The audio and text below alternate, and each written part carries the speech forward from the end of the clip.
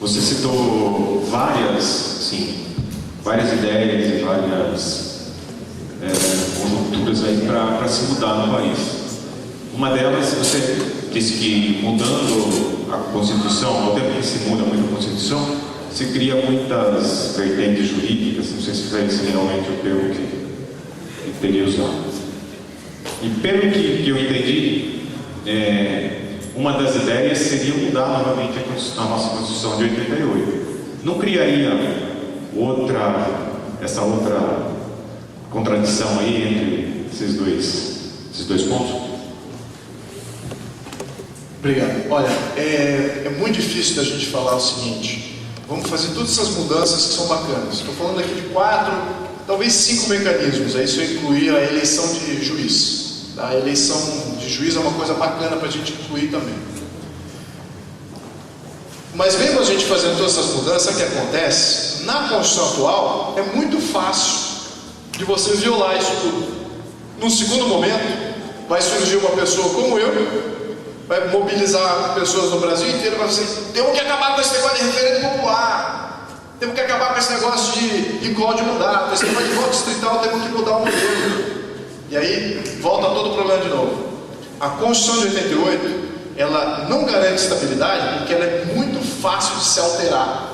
Ela é feita para ser alterada. Já foi alterada 100 vezes. Tem 230, 240 artigos.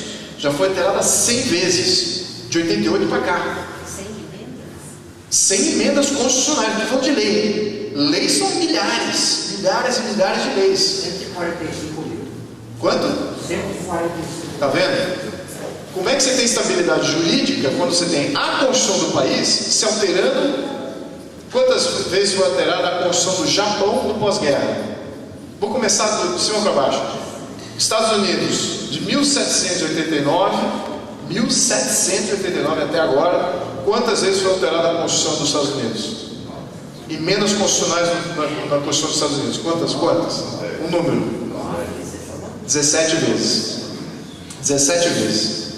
Isso 1789, tá? Agora vamos falar da Constituição do Japão, de 1946 até agora. Quantas vezes a Constituição do Japão foi emendada? 0 vezes. A do Brasil, de 88 para cá, foi 100 vezes. Como é que você gerencia um país assim? Você não tem como gerenciar. Você está dando, e a Constituição ela tem esse problema, você está dando amplos poderes para qualquer executivo, qualquer prefeito, qualquer governador, qualquer presidente, fazer o que ele quiser. Agora tem esse negócio de imposto progressivo, não sei se passou aqui em Botucatu. Imposto progressivo, o que é? O prefeito fala assim: essa zona IPTU 0. Aquela zona IPTU vai de 1 para 4%. Aquela outra zona lá onde eu moro é 0. Aquela outra zona aqui é arbitrariedade total, vinculada à nossa propriedade privada. Isso é o poder do prefeito. A Constituição de 88 que fez isso. As anteriores, o prefeito não tinha esse poder. Então, nós temos uma Constituição que dá amplos poderes aos burocratas e aos políticos. Isso é um perigo imenso. Poder de governo tem que ser poder limitado. A gente tem que sair dessa premissa que a gente vai se desenvolver agora. Por quê? Porque eu vou eleger fulano e fulano vai fazer a coisa desenvolver. Isso está errado, essa premissa. O governo não desenvolve nada. Com tributo ninguém se desenvolve nada. Com burocracia ninguém. É o que o governo faz. É aumentar tributo e fazer aumentar a burocracia. Como é que fala um modelo de governo que aumentou quando eu criei tributo e burocracia?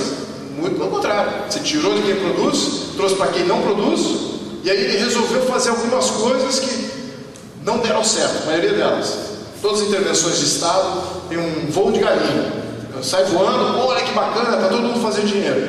Até ter que pagar a conta. Aí pronto, aí tem crise financeira, mas aí já passa o governo para outra eleição. Essa dinâmica a gente precisa sair disso. A gente só sai disso com um governo limitado. A gente não sai disso com um governo que pode fazer tudo. E é esse o contexto da nossa Constituição. Então, a nossa reforma é muito mais profunda do que essas 4, 5 coisas que eu estou propondo.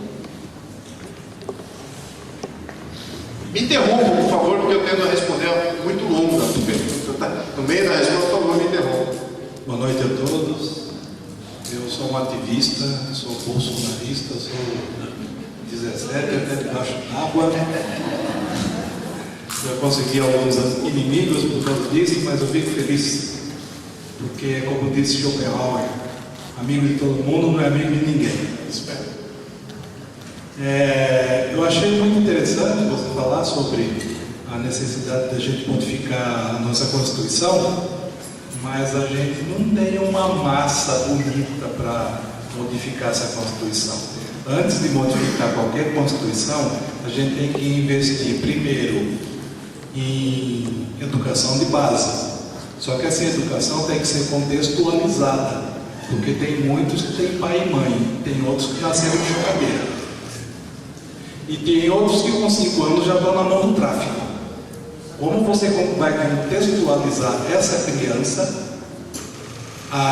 Como você vai convencer essa criança de que ela tem futuro através do estudo, de que o Brasil pode ir bem, se ela está envolvida, se ela está vivendo num lugar péssimo, um lugar que a gente nem imagina que exista, não faz nem ideia que seja.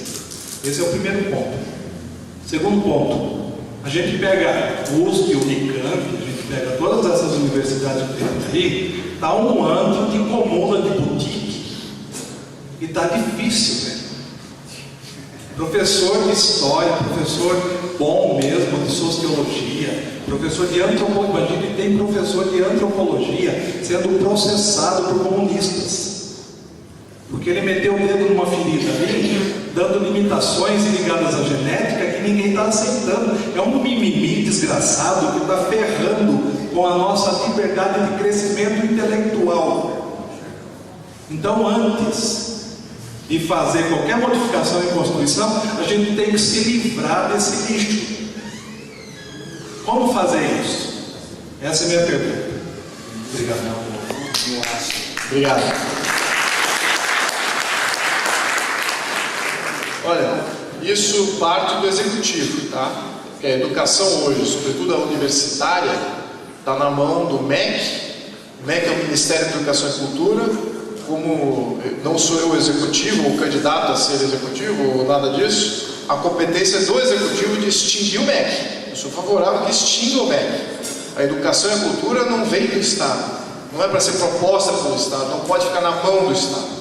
O princípio está totalmente errado. Você tem o Ministério da Educação e Cultura nomeando aí reitores de universidades, isso é um absurdo. E a gente ainda pagando por isso. Exatamente. Então a gente paga por isso, é um ensino caro. E quem é premiado por esse ensino caro, que é pago pelo Estado, são exatamente quem veio das escolas privadas. Então você já tem um descasamento de propósito total.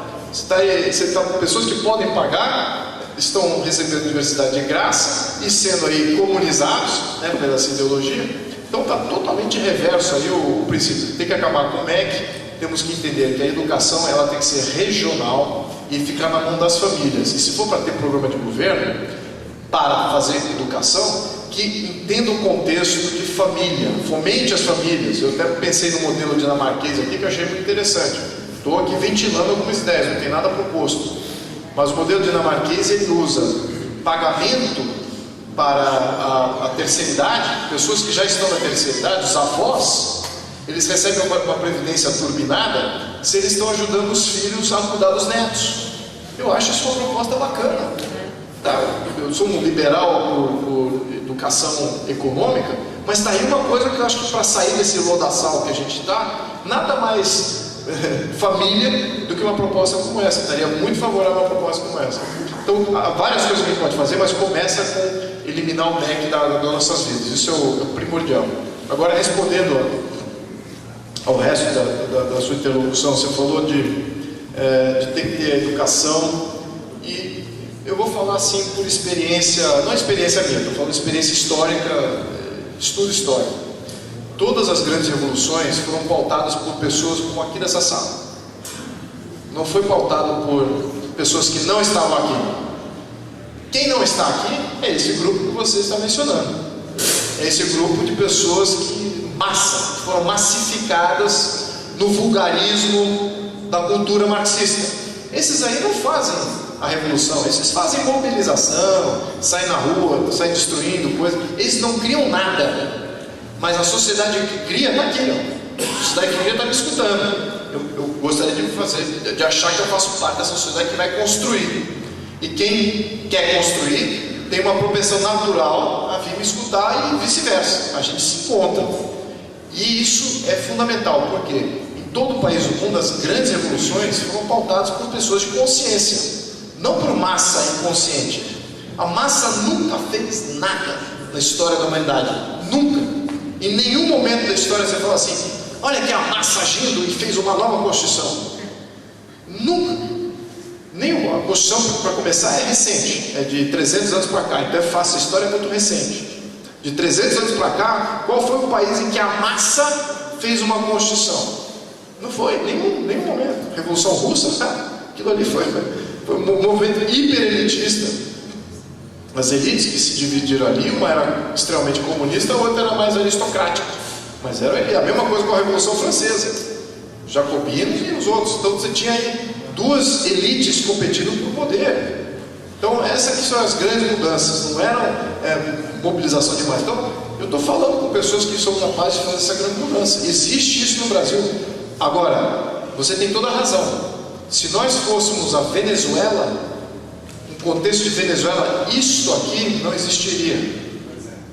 Não existiria aquela classe defensora de país, aquela classe que fala assim: eu vim daqui, isso aqui tem valor, a minha cidadania vale alguma coisa, eu me considero brasileiro porque isso tem um efeito na minha alma, no meu ser, e eu vou defender isso até o fim da minha vida. Lá naquele contexto, essa sociedade que estava lá para defender a Venezuela, em função dessas 26 constituições, em função de não ter uma referência de cidadania, os 2,5 milhões, 3 milhões de pessoas que eram os defensores da pátria venezuelana, já foram embora.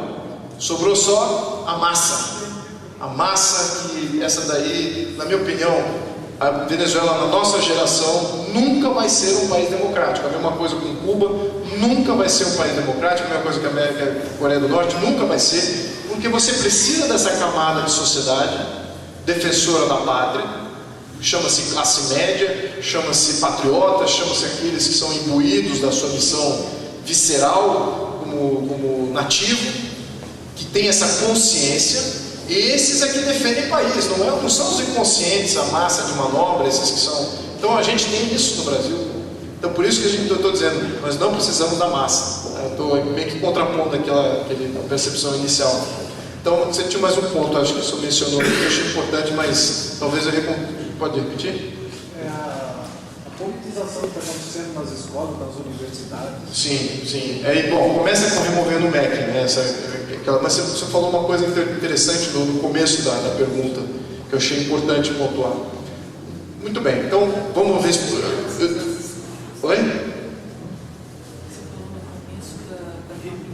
Da contextualização do ensino. Da contextualização do ensino? Ensino de base. Sim. Algumas crianças têm pai e mãe, outras nasceram de chocadeira. Exatamente, é isso aí. Bom. Eu tenho batido muito nessa tecla. Então, sem contextualizar. Então, esses são exatamente eles caem nessa massa de manobra. Eles vão ser manobrados por milicianos do narcotráfico, esse tipo de pessoas. Agora, esses aí atingir poder político, só vão atingir poder político se por acaso o modelo político e os partidos políticos foram atingidos pelo narcotráfico, o que é possível. Eu já fui no México, isso é possível. O México institucionalizou o narcotráfico. Aquilo ali é um mega narco-estado. Então, no meu contexto, eu posso estar ofendendo os mexicanos aqui, mas é uma verdade que eu observei. Quando você vê sindicatos, quando você vê associações de classe, todas elas contaminadas com poder oligárquico, só que é financiado majoritariamente pelos narcotraficantes. Aí sim, aí você pode falar que essas crianças ou esses adolescentes que caíram no Estado ou no narcotráfico, esses vão ser um perigo. Ainda não temos esse perigo, ainda majoritariamente falando, certo? A gente ainda está blindado disso por um tempinho, mas estamos caminhando passos largos para isso. Temos que tomar cuidado com essa dinâmica. E abrir a fronteira não faz bem para isso também, não. Você pode falar. Boa noite, pessoal. Meu nome é Ah, peraí, desculpa, desculpa, senhor. A gente volta para o senhor. O senhor falou dos 25 melhores países do mundo. Cheguei um pouco mais tarde, não sei se o senhor mencionou quais são, mas eles têm algumas coisas em comum. Alguns deles são monarquias parlamentaristas e todos eles passaram por rupturas sociais graves. O senhor acha que o Brasil, considerando a etnia, a cultura, objetivos diferentes de quem habita aqui, o senhor acha que sem ter sofrido nenhuma ruptura social, o senhor acha que pode dar certo? Absolutamente, absolutamente. Isso é um paralelo histórico que você vê. Algumas dessas monarquias parlamentaristas também tiveram o seu momento de estado social. Todos eles caíram no socialismo uma vez ou outra. Todos eles criaram programas assistencialistas e criaram aí programas de governo que criaram a falência completa do Estado, instabilidade jurídica. Todos eles já passaram por isso, já passaram por guerras, já foram completamente arrasados alguns deles. Bélgica é um país que é uma monarquia parlamentarista, é uma monarquia federativa, completamente arrasada pela guerra, invadida pelas duas forças, né? Algumas vezes, né? Os alemães invadiram algumas vezes a Bélgica, sobreviveu. Holanda foi outro país que estava ali, exatamente naquele entre França e Alemanha. Então esses são dois países muito referentes. Outros países também, países do norte, agora passam por um problema de socialização, o socialismo mais recente. Mas já tiveram socialismo no passado, já se desvincularam do socialismo, ficaram tempos de novo com um país liberal, voltou a ter socialismo mais recentemente. Então eles vão e voltam com esse problema. Então não precisa ter uma ruptura social aqui. O que você precisa ter? É um novo jogo político, um novo jogo, uma argamassa jurídica que apanha o mínimo denominador comum. Você tem que entender, quanto mais regulamentado for as nossas diversidades, mais travado vai ser o nosso Estado e mais instável ele vai ser. Exatamente porque ele regulamentou todas essas minorias. Quanto menos regulamentado for essas minorias, essa diversidade que existe no Brasil naturalmente, mais livre essas interações são, mais estável o jogo social e político é. Essa que é a observação fundamental. Qualquer Estado organizado como nós, que está cada vez mais interferindo na questão social, querendo nos colocar como rico e pobre, como diferentes raças, diferentes etnias, com regionalismo, vamos criar aí leis para fundamentar isso e proteger essas diferenças. Isto é errado. Isto é errado. Você não tem a premissa básica de qualquer Constituição, qualquer igualdade perante as leis. Se você viola esse conceito em benefício dessa diversidade aí, vamos adotar essa diversidade aqui, vamos proteger aquela diversidade, sabe o que vai acontecer? Todas essas diversidades vão se combater juridicamente e também socialmente e vão afetar a organização do Estado e vai ter uma grande instabilidade política. A função dessas regras socializantes ou em favor de minorias, sabe o que elas fazem? Elas criam instabilidade política. Essa que é a função delas. A função delas não é representar aquela minoria. A função dela é criar instabilidade política. Então, a gente tem que entender que esse contexto não é o nosso contexto. Nosso contexto é muito mais amigável, muito mais natural. A convivência ela é muito mais natural. Não precisa de regulamentação para isso. Não precisa de uma ruptura social com esse contexto artificial. É muito fácil romper com um contexto artificial. Aí eu jogo para você. Você já ouviu falar daquele velho ditado, né, que as leis no Brasil não pegam. Por que não pegam? Alguém já refletiu por que as leis no Brasil não pegam? Por que as leis no Brasil não pegam? Por causa da carteirada. Perfeito. Ela não é feita do povo, ela não vem de baixo para cima. São leis que são impostas de cima para baixo. Então, no contexto de imposição de cima para baixo, o que vem de cima para baixo não é lei para proteger o povo, não é lei para proteger a minoria, não é lei para proteger nossos direitos, é lei para controle e domínio. De cima para baixo é controle e domínio. Não tem nada de bom lá tramitando em Brasília neste momento. Posso efetuar um contraponto? Pode. Deixa eu só passar aqui. As 10 medidas feitas pelo povo, 2.200.000 assinaturas. Então a gente tinha que mandar prender o Congresso, né? Sim, também. Só que quem é que fez as 10 medidas? Saiu do povo. Saiu do povo? Saiu do povo? Saiu do povo. Será que saiu do povo? Sim, mas 2.200.000 assinaturas. Eu também assinei.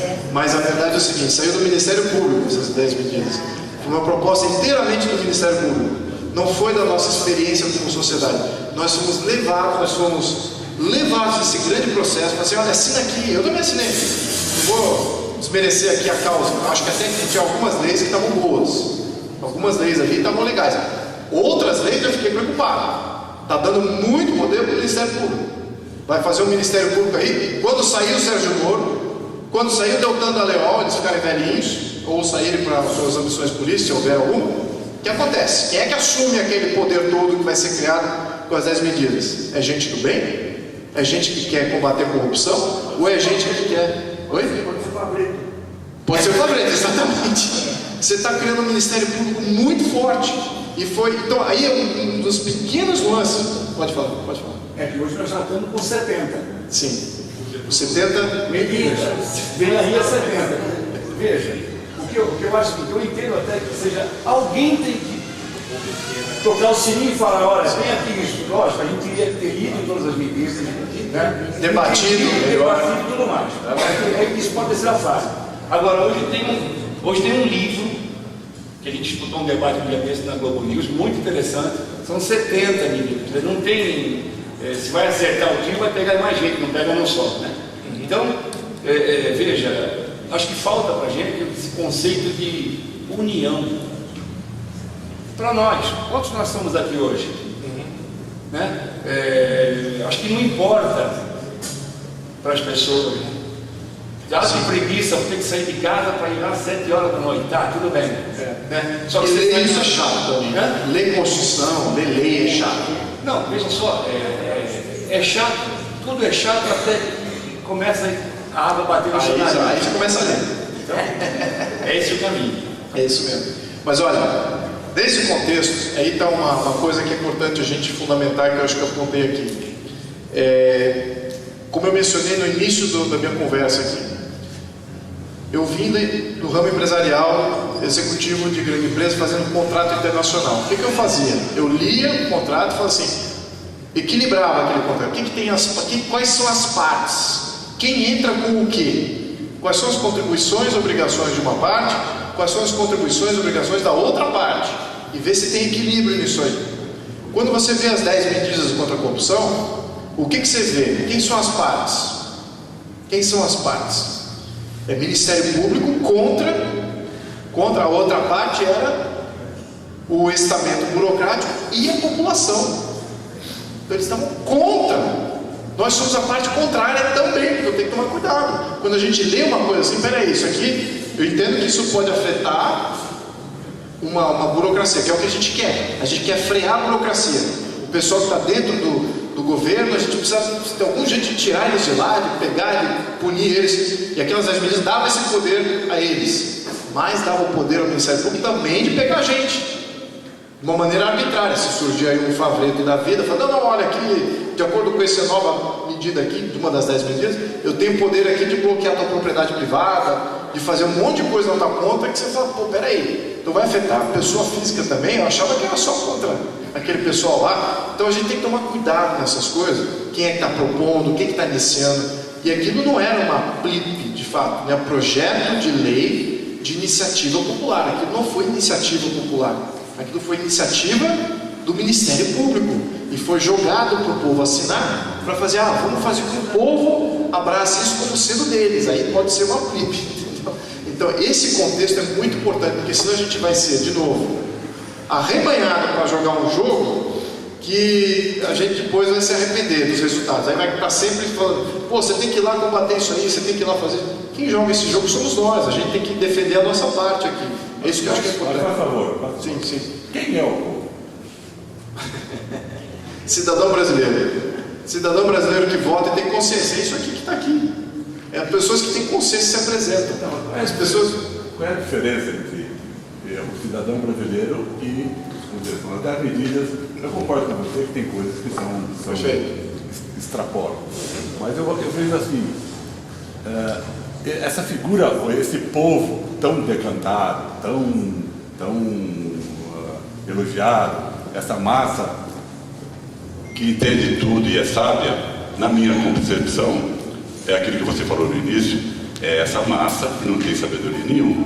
Então, se houveram 2 milhões e 500 mil pessoas que assinaram, eu também assinei. E que pode haver uma exacerbação no futuro, pode alguém usar isso de um modo ruim, mas isso não tem nada de errado. O fato de ter partido do Ministério Público não tem nada de errado, minha visão, né? Mas eu queria fazer uma outra colocação aqui, que é o seguinte: nós aqui no Brasil, o Brasil é um país extremamente burocrático. Aqui, a burocracia já começou aqui na reunião, já passou 2 papéis aqui para mim assinar, botar e-mail, botar telefone, botar não sei o quê. Então, está bem acostumado, senhor. Está bem acostumado. Bem acostumado e suficientemente revoltado. Então, o que a gente vê aqui, o que eu noto, né, sempre, é assim, isso que eu queria fazer uma pergunta para você. O Estado brasileiro é esse ogro, essa figura onipotente que você falou. Eu tenho empresa, fui estúpido no início da minha vida de querer ter uma empresa. Então isso é uma loucura, né? Só um débil mental no Brasil, eu sou um deles, tem a coragem de fazer uma empresa no Brasil. E você, como empresa, você tem que obedecer ao ogro, certo? O ogro onipotente. Eu já pertencia à Associação de Classe, Fiesp, já fui conselheiro desse pessoal. E o que você vê, o establishment, aquela camada que domina a sociedade, ela faz o que ela quer. Sabe? Eu estou nessa campanha agora pelo Bolsonaro por uma razão muito simples. Você falou aí das rupturas. Eu cito sempre esse termo. Eu acho que o Bolsonaro representa uma ruptura. Ele representa uma opção que não é mais aquela clássica conversinha fiada de eleição. Se ele vai fazer isso, se as pessoas que estão em volta dele, se você for eleito e vai fazer isso, eu não sei. Mas o que eu sei, é que alguma coisa precisa ter, para que a gente possa evitar no futuro, não muito remoto, uma ruptura real. Aí eu estou falando de guerra civil, eu estou falando de Venezuela. Então, no fundo, a minha pergunta para você é assim, não fico muito esticado essa história. Como fazer para diminuir, para desmontar o ogro? Como fazer para desmontar essa estrutura absurda, né? Esses 145 milhões de leis, não sei quantos decretos, um negócio que ninguém entende e que atrasa. Eu sei que você escreveu um livro de por que o Brasil é atrasado. Eu, na minha visão, né, eu não li o seu livro, infelizmente, eu pretendo ler, mas eu digo assim, o Brasil é atrasado porque nós não matamos o bicho certo? Nós temos que baixar o bicho certo. E para mim é o Estado. O grande inimigo do Brasil é o Estado. Eu vi aqui nas passeatas que houveram aqui em Botucatu, participei de todas elas, e eu vi o pessoal levantando aquelas faixinhas, mais educação, mais saúde, mais não sei o quê. Meu Deus, o pessoal está pedindo mais Estado, né? Está pedindo mais, está achando pouco. Então, quanto mais Estado tiver, sabe? Quanto mais Estado tiver, pior fica. Então, a minha pergunta para você é essa: como fazer para desmontar o ogro? Muito bom. Essa pergunta é muito propícia, porque tudo que eu faço aqui é em função de reduzir o estado das nossas vidas. O que eu estou mencionando aqui como mecanismo, se a gente não tem esses mecanismos que eu acabei de mencionar, a gente volta a jogar o jogo que a gente está acostumado a jogar, assim como o senhor assinou essa lista aí, acostumado a entrar na fila, na burocracia e tal. Qual é o jogo que a gente joga? Vai lá lutar guerra por mim, vai lá combater os comunistas, vai lá você. E o senhor? O que o senhor fez de combate ao comunismo? E o senhor, o que o senhor fez de combate ao comunismo? Senhora, mas é isso. Tirar o poder das organizações de Estado que estão lá, que se completam dessas deficiências nossas, como nós não estamos combatendo o nosso combate, estamos delegando esse combate para os outros. Vai lá, Moro, pega os comunistas. Quem aqui já entrou no restaurante e acharcou um deputado do PT, ou um prefeito do PDT, ou alguém do PSOL, do PCdoB? Quem já fez isso aqui, por favor? Quem mais? Quem mais combateu o comunismo de verdade? Eu sei porque eu fiz isso, tá? Não fui eu pessoalmente, mas já organizei, tem alguns testemunhos aqui, não posso falar porque agora eu sou meio que uma pessoa muito pública, mas já fiz, já estava no movimento de rua. Fiz vários. Não sei se vocês lembram aquele senhor que levanta no restaurante e dá aquele imprimir no copinho ali, hein? Sim. Que maravilha. Não era eu, tá? Isso é combate frontal ao problema. Isso é povo chamando o problema para si e falando assim: não é Ministério Público, não é o STF, não é o deputado, não é o presidente. Sou eu que vou lutar essa guerra. Sou eu que vou fazer aqui e agora. É esse espírito que tem que crescer e brotar com força no povo brasileiro. O que eu estou falando aqui, de mexer em Estado, as pessoas não entendem. Pô, você tem que diminuir o Estado. Peraí, vamos então de novo ler o que eu estou falando. Transparência tributária. Eu estou dando mais poder para o Estado ou menos poder para o Estado? Se eu sei de tudo. Muito bem. Referendo popular. Se eu posso a qualquer momento, qualquer decisão do cara lá, aumentou o imposto, criou uma autarquia, concentrou o poder, eu faço um baixo assinado aqui com meus amigos, ó. Isso aí que o senhor fez, isso é o contrário, hein? Eu quero um referendo nessa tua decisão aí. Isso dá mais poder para o representante político ou menos poder para o representante político? Menos poder. O voto distrital, que queima completamente os custos eleitorais. Queima. Voto distrital, hoje, para você eleger um deputado federal, eu estou aqui com um time, ele pode falar, mas quem não é conhecido, quem quer se tornar conhecido e virar um deputado federal, por São Paulo, a média, o máximo estabelecido em lei é 2,5 milhões. A classe média tem 2,5 milhões, está aqui, ó. Quer entrar no jogo? Tem? Classe média, é uma classe média muito boa essa. Virou uma plutocracia. O voto proporcional virou uma plutocracia, sendo que antes dessa lei do STF era 7 milhões a média para eleger um deputado federal. O voto distrital dá mais poder ao fundo partidário, aqueles que comandam a máquina pública, ou menos poder? Menos poder. Então tudo que eu estou falando aqui é de redução de Estado, mas quem é que vai fazer essa redução? Vocês mesmos. Quem é que vai desregulamentar o setor da sua companhia? Qualquer, senhor? Qualquer indústria? Qualquer indústria? Madeira. Quem é que vai desregulamentar a indústria da madeira? É um deputado que nem sabe o que acontece na indústria da madeira. Ele não faz a mínima ideia. Talvez vai precisar de um relatório, vai baseado em um outro analista econômico para ir lá falar uma ideia, agora faz uma lei. Está certo isso? Quem desregulamenta é quem está próximo do problema. É o senhor, mas todo o setor, baixo assinado, fazendo essas leis aqui que afligem o nosso setor, não quero mais, quero revogar isso. Ah, mas o meu representante político, o meu deputado falou que ia representar. Falou que ia representar? Não está representando? Eu quero revogar o mandato dele. Recall de mandato. Isso dá mais poder para o povo ou menos poder? Muito mais. Então tudo que eu estou falando aqui é nesta direção. É nesta direção. Se a gente ficar dependendo, esse presidente ali vai desregulamentar, é impossível que ele faça isso. É impossível um presidente, um governador, um prefeito, um deputado desregulamentar qualquer coisa. Mas você acha possível que ele vai se suicidar? Sabe por que é impossível? Sabe por que é impossível? Só para terminar aqui a minha exposição. Quem é que cria a regulamentação? De onde vem a regulamentação? De onde vem? Imagina uma esponja. Cada buraquinho da esponja é a entrada de uma entrada possível de regulamentação. vem dos vereadores, vem dos deputados estaduais, vem do prefeito, vem do governador, vem das autarquias, Petrobras se aumentando, a ANEEL se aumentando, vem do presidente da república, vem dos deputados. Um desses, querendo desregumentar, foi criado lá, lembra do Hélio Beltrão?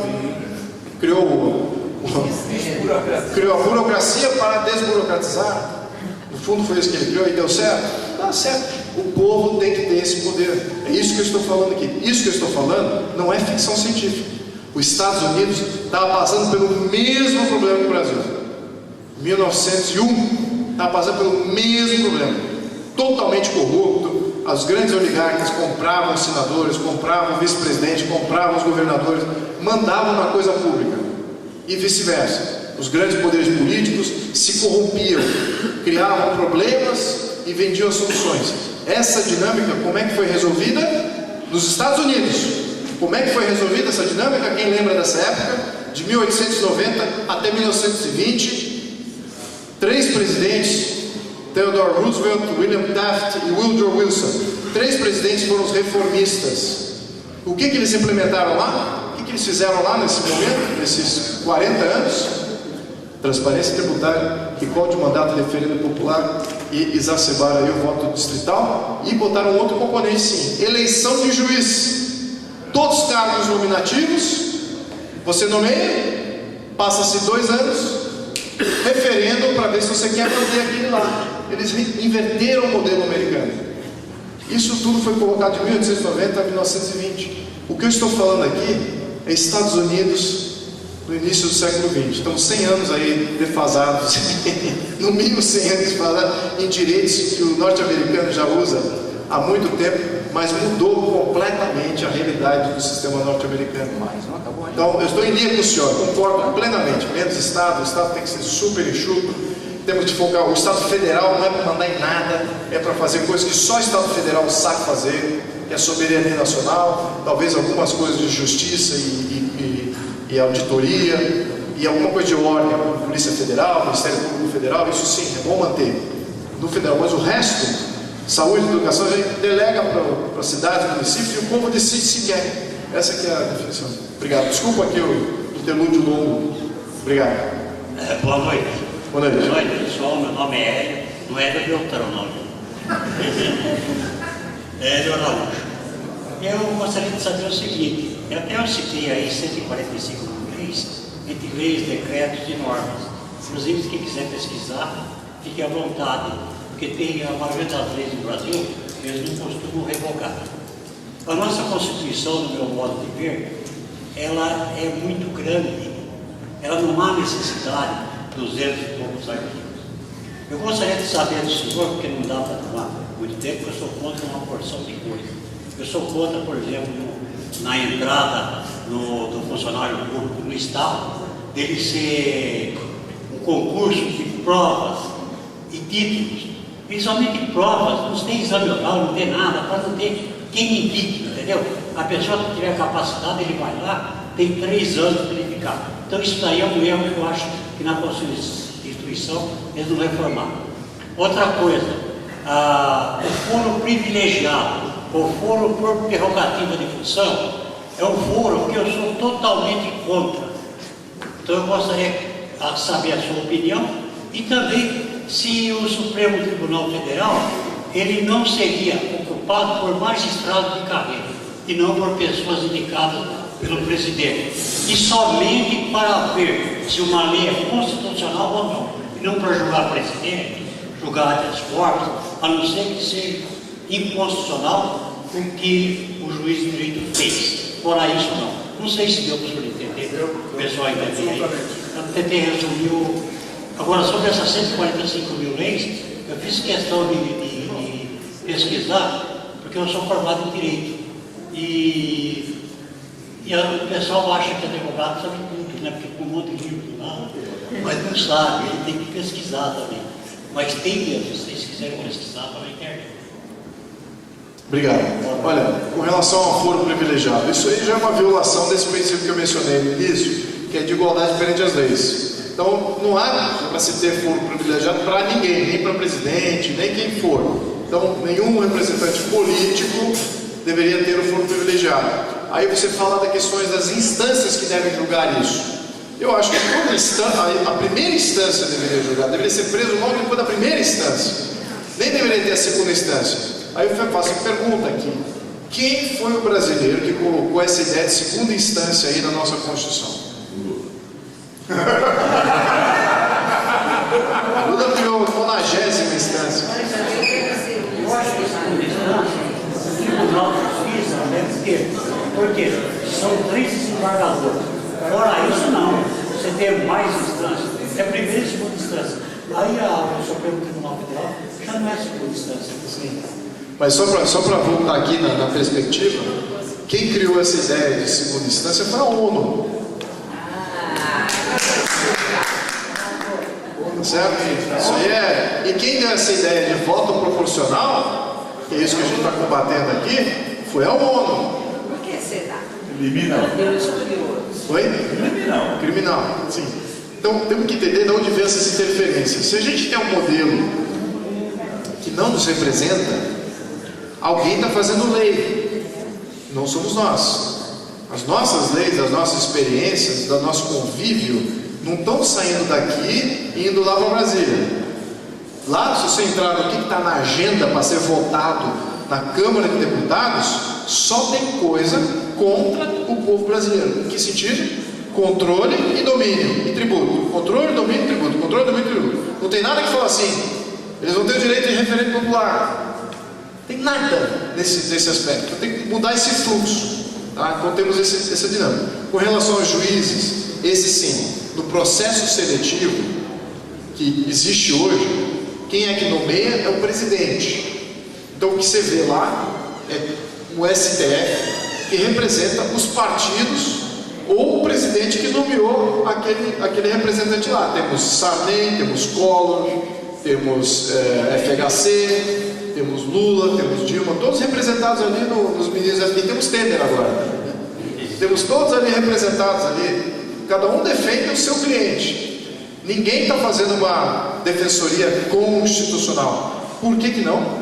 Porque a Constituição, ela não representa o povo brasileiro. Essa Constituição, ela não vem da gente. Ela não está aqui para nos proteger. Assim como a função das Forças Armadas.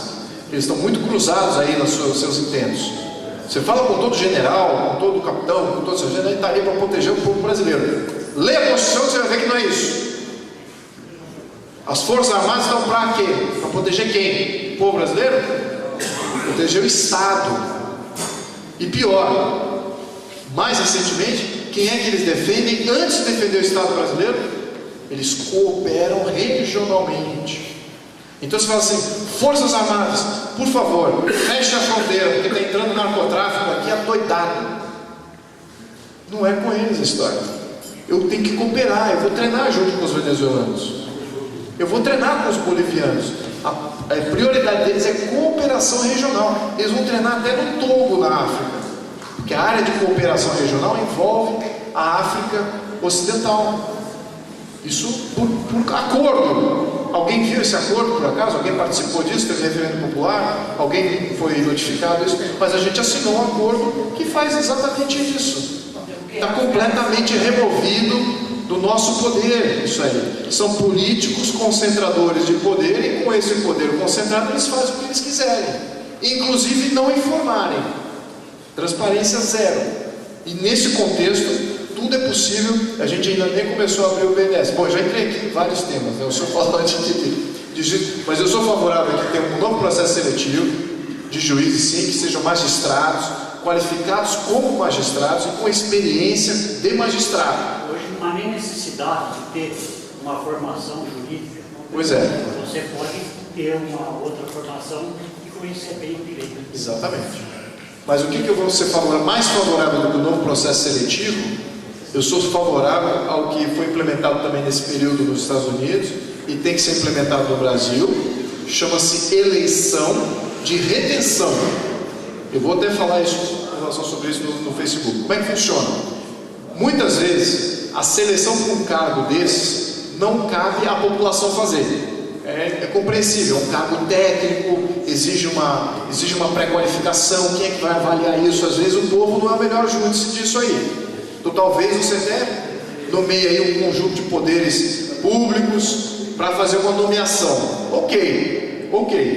Só que nos Estados Unidos faziam, ok, você vai fazer uma nomeação, então nós, povo, depois de 2 anos, ou 1 ano, ou não seja o período que for ali, se houver um recall pode ser até antes, mas por definição, se for um cargo nomeado, depois de 2 anos, referendo para se vai manter o cara ou não. Vai manter ele? Sim ou não? Vamos manter o Lewandowski? Sim ou não? Vamos manter o Toffoli? Sim ou não? Então, se a gente tivesse esse direito na nossa Constituição, a gente já não teria resolvido esse problema? Por que a gente não tem esse direito? Exatamente. Mas entendeu? Oi? Então, isso de juiz de direito. Também. Pessoa do juiz federal, alguma coisa errada, como ele. Mas está respondido aqui, ó. Legal. Obrigado. Boa noite, meu nome é Júlio José, tenho 17 anos, pretendo ser internacionalista.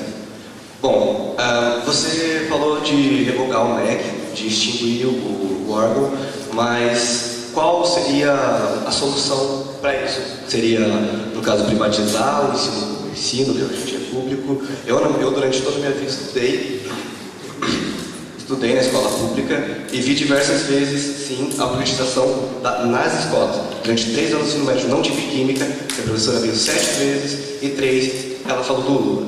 Uma vez em 2016 eu cheguei e estava escrito na lousa: Lula ministro da Casa Civil. Lula o quê, perdão? Lula ministro da Casa Civil. Aquele. E também você também falou do autoritarismo, que isso é prejudicial em todos os países em que foram implementados. No Brasil, durante o Império do Brasil, a gente teve o poder moderador.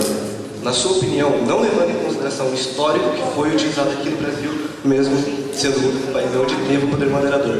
O poder moderador, atualmente falando, ele é um poder errado, porque autoritarismo, ele vem de autoridade, e o poder moderador, ele tinha autoridade maior, superior aos outros 3 poderes.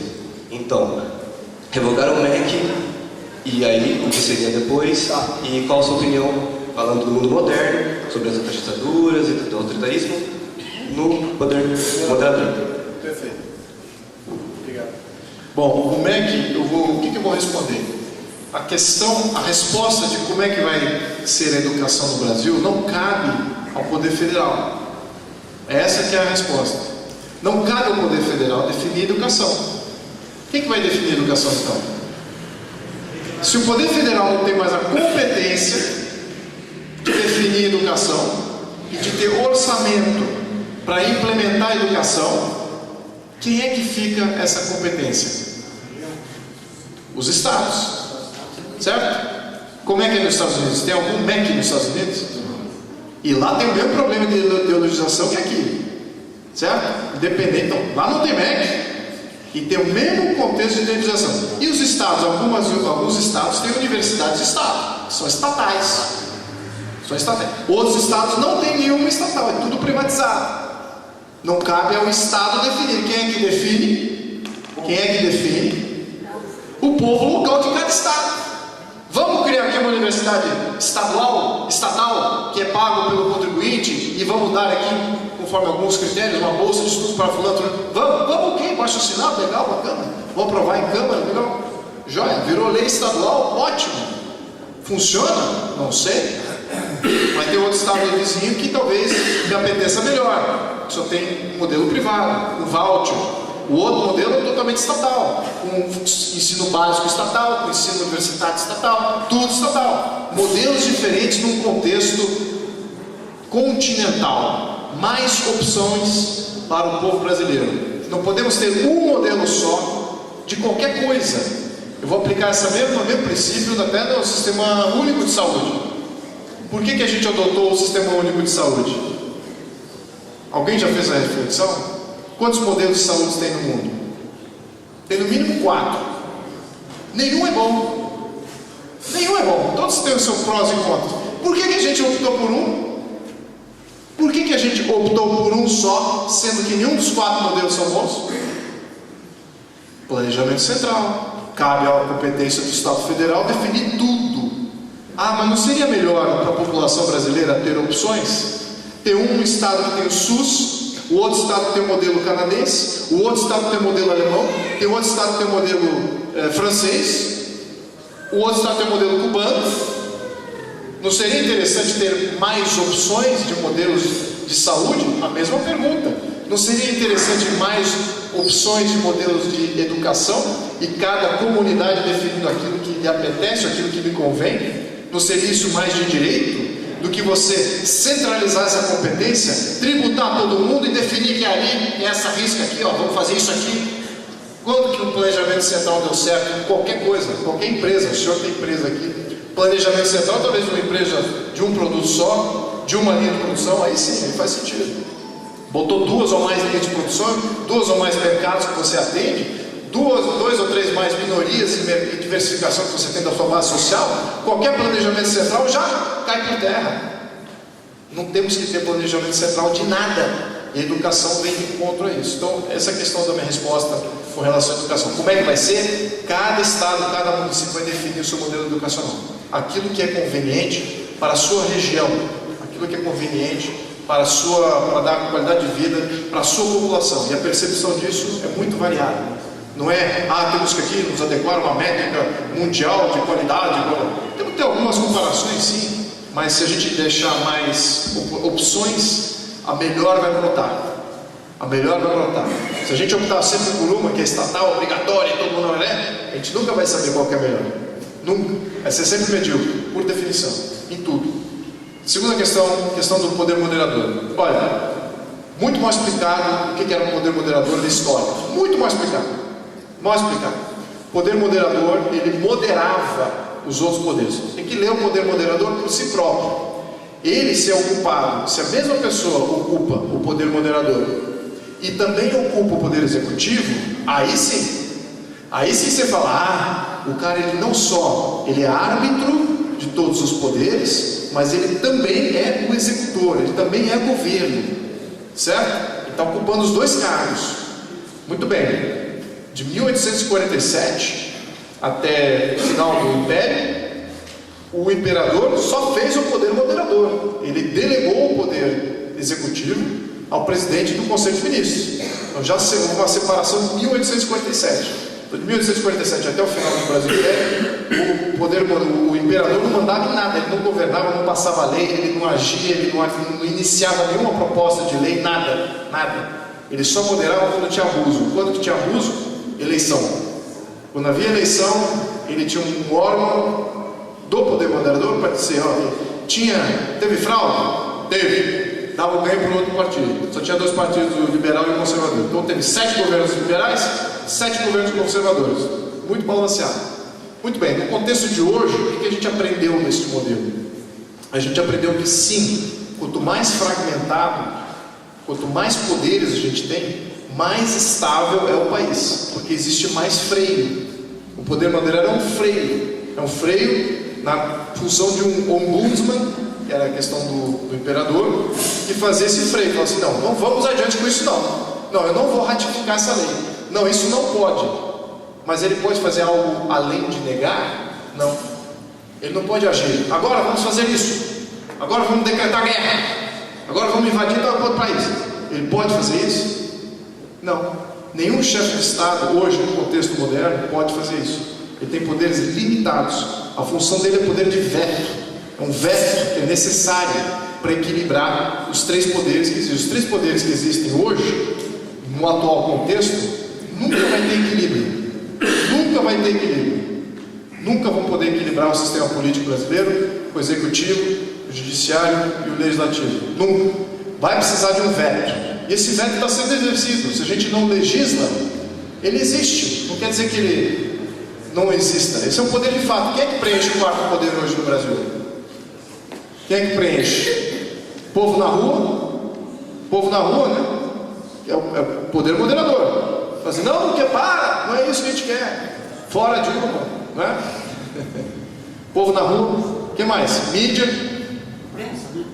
Imprensa, né? Polícia Federal, tira lá o cara, tira o governante, prende lá o fulano, tá governando. Ministério Público, idem, né? E temos, agora recentemente, os militares. De novo, mais uma vez, surgem. Vamos lembrar que no século XX eles estavam presentes todo ao longo do século XX, até 1985. Desde o golpe da República até 1985, eles eram o poder moderador, eles estavam presentes aqui nas decisões. Eles podem não participar politicamente, mas não tendo a chancela dele, era muito difícil se formar um governo. Então, esse poder existe, ele existe. O quarto poder existe, precisa ser regulamentado, ele precisa ser restituído, para você poder equilibrar de uma maneira muito mais jurídica essa questão que essa instabilidade que a gente sofre como uma república presidencialista. Então a gente precisa ter esse quarto poder. Eu diria até que você deveria ter mais outros dois, né, que é o Conselho de Estado e o veto popular direto, né? Então 3 poderes de veto e 3 poderes de governo: executivo, legislativo, judiciário, poder de governo. Chefe de Estado, Conselho de Estado e povo diretamente agindo. 3 poderes de veto. Certo? Obrigado. Boa noite a todos. Meu nome é Ciro, Manuel Donocelli. Boa noite. Donocelli, só uma correção a respeito da sua fala. Na última legislatura do Império, nós tínhamos mais de 2 partidos, liberal e conservador, inclusive nós tínhamos um partido republicano. Na última legislatura, que o presidente do Conselho de Ministros era o Afonso Celso, nós tínhamos 2 representantes do Partido Republicano. Mesmo assim, conseguiram com uma butinada de caserna, proclamar a República. Mas foi um contratempo que nós temos que superar.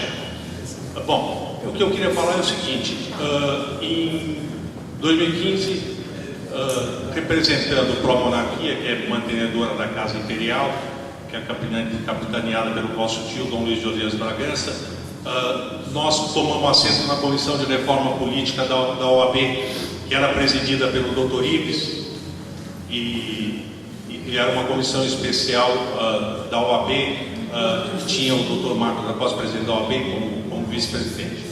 Bom, dentre os lotes de proposta que foram feitas, a nossa sugestão foi contra a emenda parlamentar.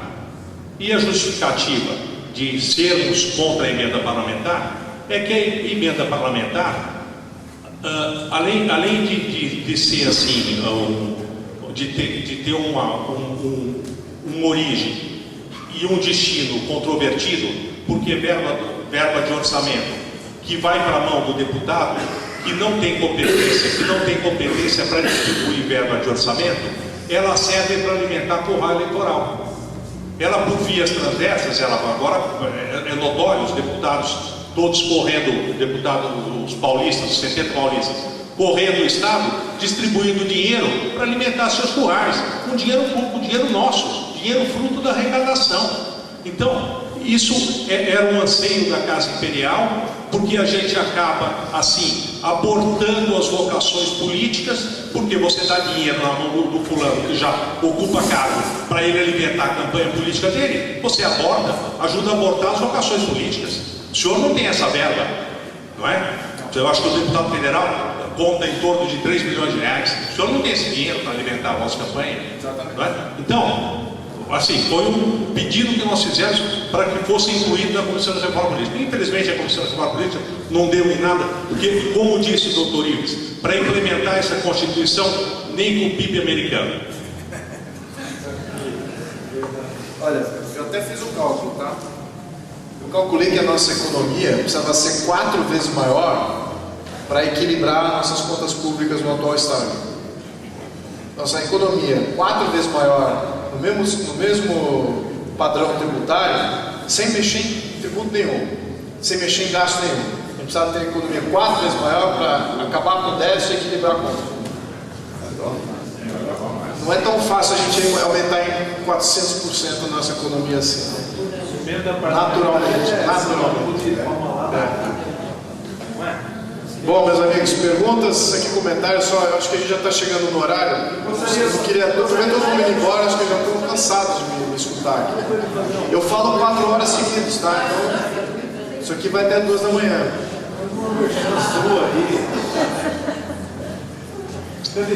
Pessoal, Vai ser sorteado 2 livros aí para todos, então eu peço que permaneçam até o final, tá bom?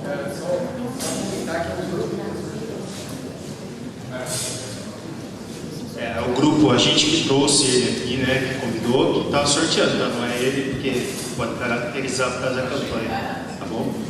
Eu esqueci os livros aqui, eles vão sortear um dos livros esquecidos. Boa noite. Boa noite, meu nome é Celso, eu vim de Jaú para assistir a sua palestra. Eu tenho 58 anos, eu nasci em 1960 junto com Brasília. Eu tinha orgulho de falar isso, ultimamente não tenho muito mais.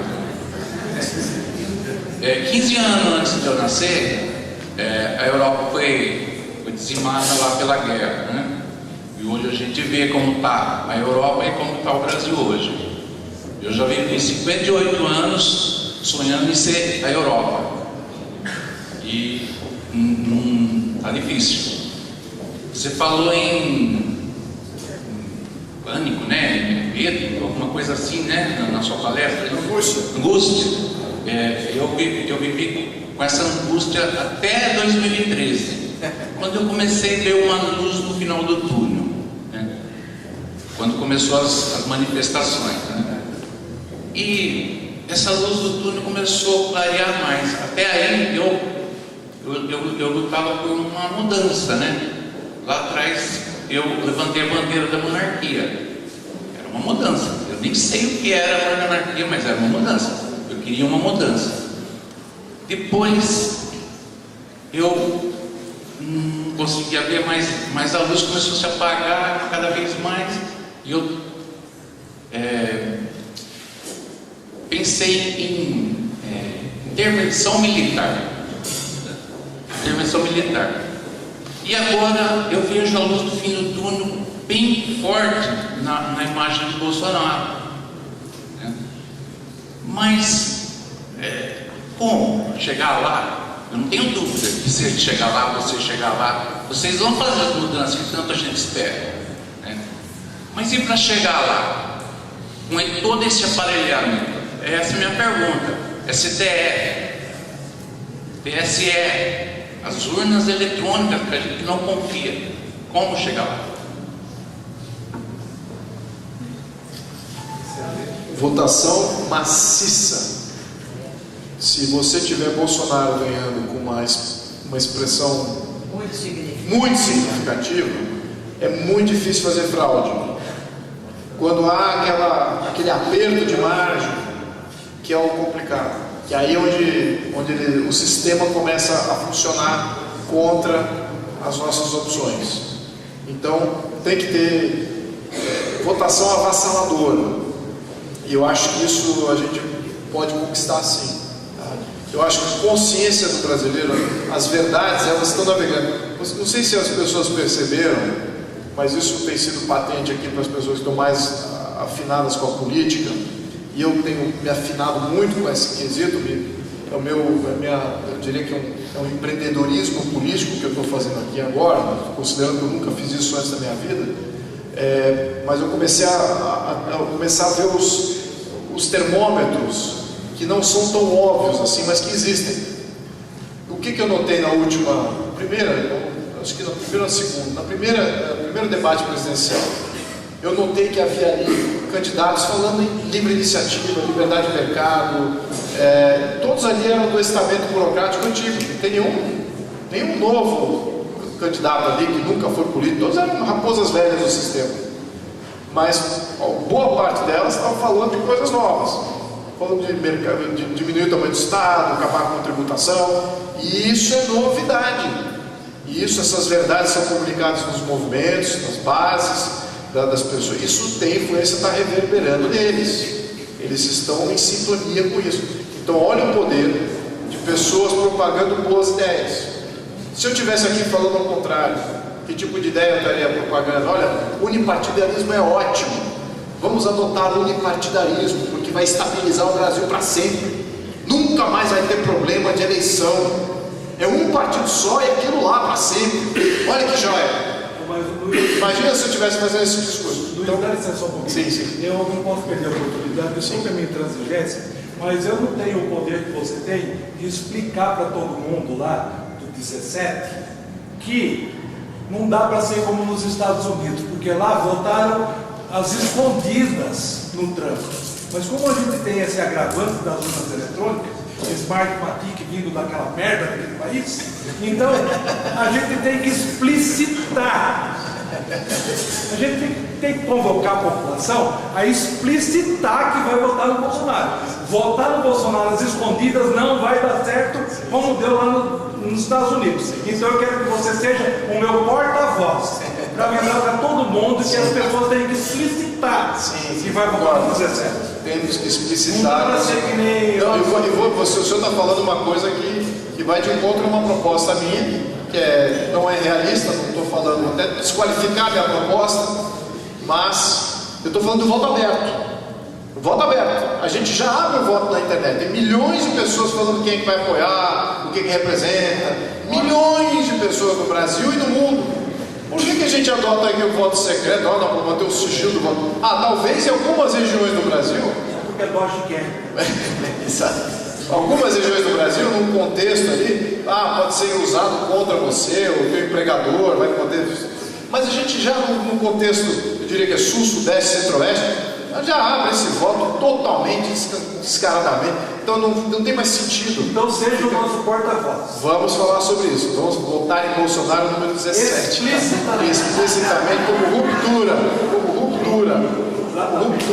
Precisamos dessa ruptura. Ele representa essa ruptura. Exatamente. O que é importante a gente entender aqui? Tudo que ele representa é muito além dele. Ele é mais importante do que ele. Talvez, acho que ele sabe disso. E é esse o mais aí no qual eu estou apostando. É nesse o a mais. Não é nele especificamente, é na missão que ele tem. Essa missão que ele tem, essa sim é uma missão importante. Porque é uma mudança de paradigma completo. É a visão rompe com o marxismo cultural completamente. E toda a mídia, todas as universidades estão todos ainda na venda da narrativa de que ele é o errado, o não ele que é o certo. E aqui está o povo dizendo que ele que é o certo e o resto é que está errado. Então é um momento muito especial e é uma missão muito especial. E eu acho que ele entende isso. Talvez seja muito além disso, é por isso que vamos precisar de ajudar neste processo. Tem muita tolerância envolvida, mas claro, eu acho que todos aqueles que estão envolvidos, sobretudo no século XXI, que é o que eu gostaria de recuperar, é essa consciência de missão da sociedade. Missão da sociedade, ela não pode estar encarnada em uma pessoa, ela tem que estar encarnada na missão daquela pessoa. Ele é um veículo para uma coisa maior. É assim que eu vejo a coisa. Tá? E é por isso que eu estou junto. Tem mais uma pergunta lá, acho que é a última pergunta, ou temos mais uma? Tem mais uma aqui? Boa noite. Boa noite. Meu nome é Edson. Eu queria saber o seguinte, principalmente nós aqui no Botucatu, a grande maioria, fomos criados em um contexto de interior realmente. Eu cresci no sítio e na minha casa era o moral que valia, nem tanto o legal. Meu pai fazia algumas coisas às vezes que não era legal perante a lei, mas que era moral. E isso nos deu um caráter, nos deu uma direção. Quando eu entrei para a escola, eu comecei a ouvir muito sobre o legal. E o moral caiu em desuso, na minha vida até. E com isso você cria, forma caráter, forma pessoas. O Congresso Nacional é formado por coisas legais, juridicamente falando. Como fazer o moral entrar lá dentro? Porque a emenda parlamentar que foi dito aí é uma das coisas mais sujas que eu vejo como moralmente falando, porque é uma propina legalizada, vamos dizer assim. Você compra o voto daquele parlamentar, ainda que não seja bom para a sociedade. Como mudar isso? Em que contexto isso será mudado no futuro governo aí de bolsonarianos, vamos por assim dizer, né? Obrigado. Na emenda parlamentar, nós fizemos uma pesquisa, é uma jabuticaba. Jabuticaba é uma fruta que só existe no Brasil. Não existe em lugar nenhum do mundo. Conseguiram fazer isso aqui. Em função de você ter um modelo federativo, só que não é federativo, ele é unitário. Então ele ele repassa dinheiro que já é da região. Veja que as emendas parlamentares, raro, tem algumas exceções, mas raro que eles ultrapassam aquilo que foi arrecadado na região do parlamentar. É raro, mas acontece. É claro, Maranhão, lá onde Sarney, aí as emendas parlamentares ali, mas o próprio governo, ele usa o dinheiro que é do parlamento, que seria da júdice, do estado daquele parlamentar, mas ele segura, eu não vou liberar a tua emenda não, para tua região, não vou liberar isso não. Mas como não? Isso é nosso, esse dinheiro. Não vou liberar porque você não me apoiou naquela outra emenda lá, então não passou minha medida provisória, então eu não vou te dar liberação. Então eles fazem esse jogo que é simplesmente possível. É uma criancice porque ela é sistêmica de poder concentrado no orçamento do presidente, e quem tem a caneta é o presidente. É assim que o presidente compra voto no Congresso, é assim que ele governa. Sem emenda parlamentar, o que acontece? O Congresso não vai aprovar nada do presidente, não vai, se houver uma medida provisória, ou se tiver alguma, vai começar a passar leis contrárias ao Poder Executivo. Então ele fala, não, vamos manter governabilidade, tá? É um grande termo bem perigoso, tá? Quem fala assim, vamos manter governabilidade, é porque já quer fazer essa cooptação de poderes escusos para dentro. Isso é corrupção sistêmica. Então esse que é o grande problema agora. Tem alguns presidentes que surgem aí e falam, não, eu sou a favor da governabilidade e que nós temos que ter a governabilidade. Nada mais é do que contemporizar porque é corrupto. É simples, é isso que ele está falando.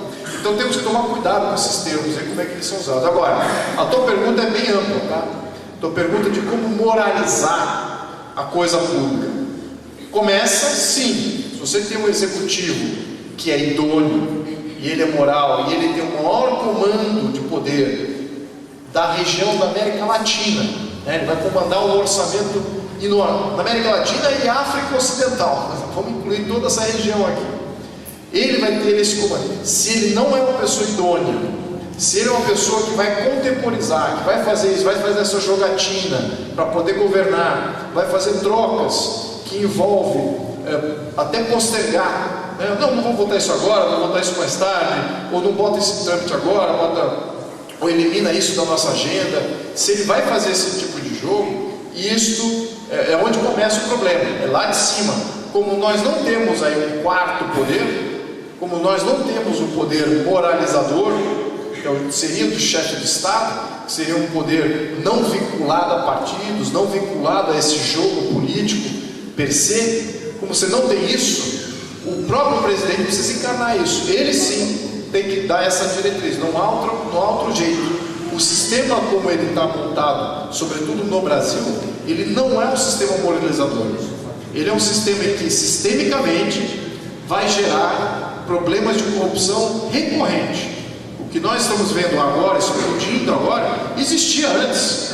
Quem lembra do Xixiaki Wek? Quem lembra? Quem tem idade para lembrar? Eu tenho idade para lembrar. Ministro da Ministério do Governo. Tudo isso já existia durante o período militar, porque precisava. Delfim Neto. Então, você está olhando aqui um problema de sistema. O sistema ele é corruptor porque ele não tem os freios e os contrapesos dos sistemas mais desenvolvidos. Num contexto presidencialista como o nosso, se você gosta do sistema presidencialista, para ele dar certo, a única maneira do modelo presidencialista dar certo é o sistema norte-americano. Qual que é a diferença lá? Lá tem um quarto poder. Qual que é o quarto poder lá? Tem povo, mas é local, mas assim, no poder federal. Qual é o freio do poder federal? Não tem quarto poder no poder federal, certo?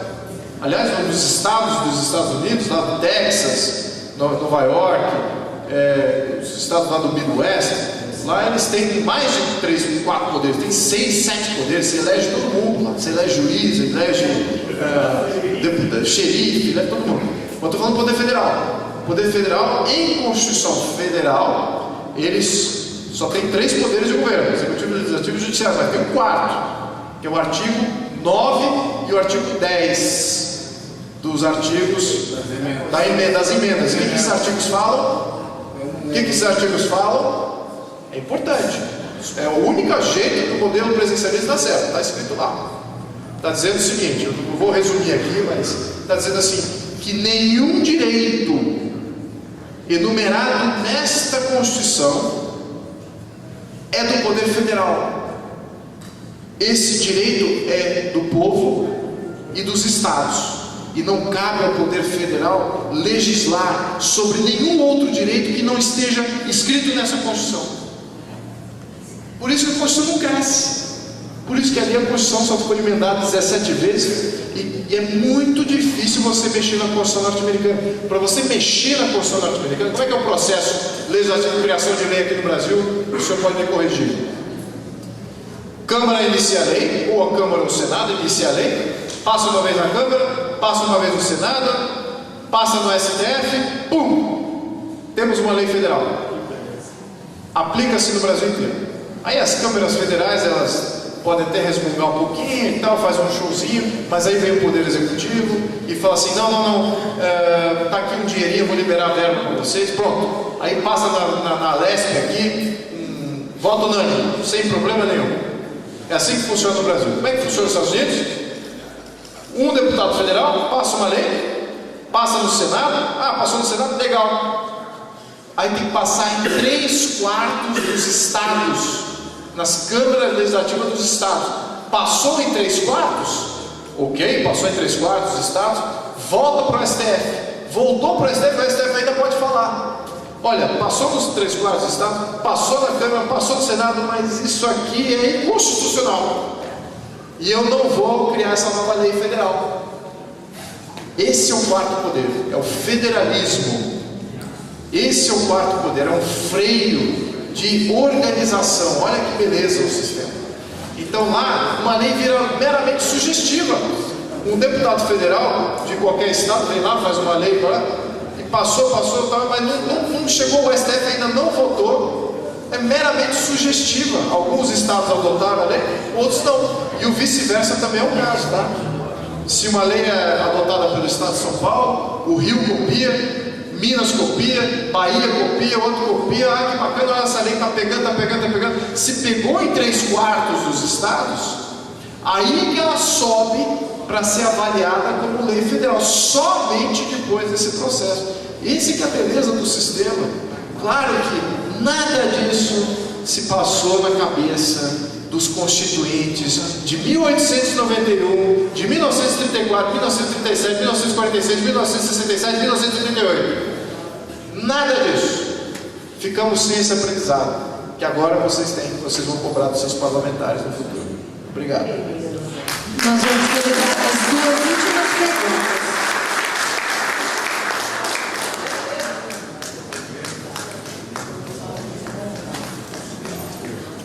Boa noite. Posso chamar de Dom Luiz?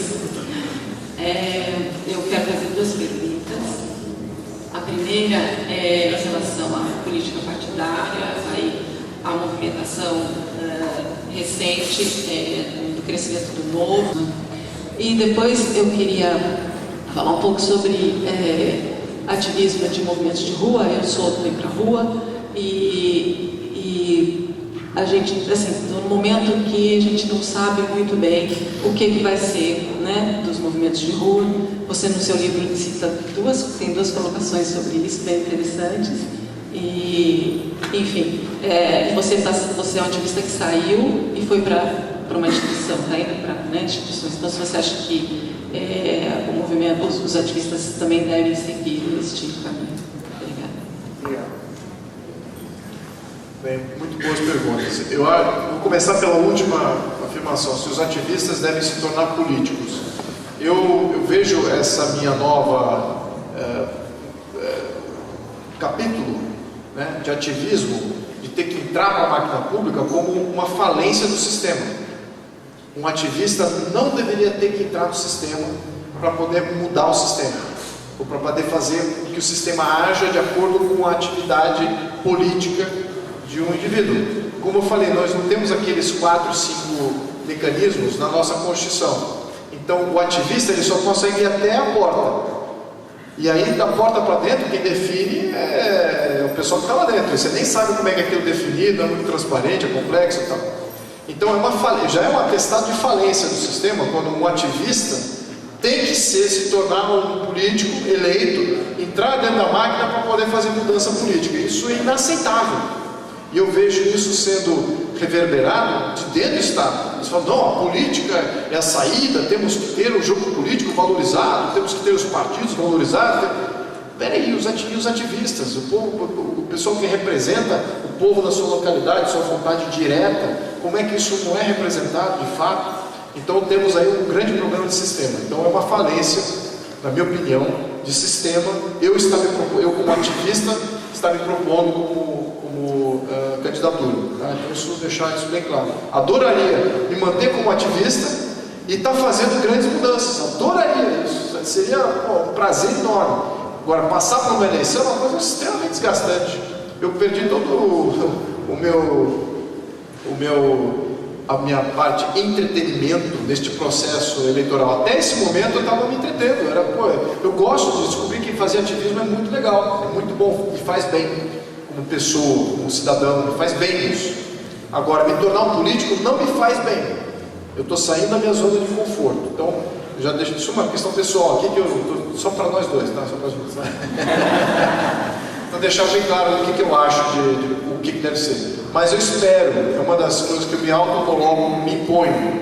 Se a gente conseguir fazer essas mudanças, ativistas não vão precisar se tornar políticos. Esse é um objetivo pessoal meu. Tá deixando, obrigado até por estar levantando isso, porque de fato é uma opção muito pessoal minha, né? de não precisar passar por isso para ter que fazer as mudanças. Enfim. Então esse é o ponto número 1. O ponto número 2, com relação ao que você mencionou do início, por que eu saí do Novo, aquelas questões de Agenda 2030, interferência da ONU. Sim, tem muito a ver com isso. Por quê? Essa questão de cidadania, essa questão de soberania nacional, para quem estuda a questão de formação de nação, ela é fundamental. Se você não tem uma comunidade originária de base, com valores comungados, com uma história comum, com hábitos e religião, língua, tudo comum, se você não tem isso, você não consegue construir uma nação, um Estado e uma Constituição boa. Vejamos a África, por exemplo. A África foi toda recortada pela França, pela Inglaterra e pela Bélgica. Ali havia comunidades, mas foram recortadas. Metade de uma tribo ficou num país, a outra metade ficou na outra. Por quê? Essas linhas foram definidas por recursos naturais e os poderes coloniais queriam explorar. Então não respeitaram as comunidades. Então ali é muito difícil você ter uma nação de fato brotar daquele caldo de países que foram criados. O Brasil não é assim. O Brasil de fato tem uma sociedade originária de base, com uma originalidade toda própria, uma história toda própria, uma língua comum, religião, ética, mitos, tudo comum. E isso é amplo, isso em todo o Brasil, apesar de muita diversidade, temos essa união comungada, e isso tem um valor monumental. E você fala, muito bem, é por isso que o Brasil sobrevive a várias constituições. O Brasil está falando assim, as favas dessas constituições vocês inventam aí. Nenhuma delas nos representa. A gente é brasileiro, a gente vai sobreviver a todas essas, porque a gente tem essa base.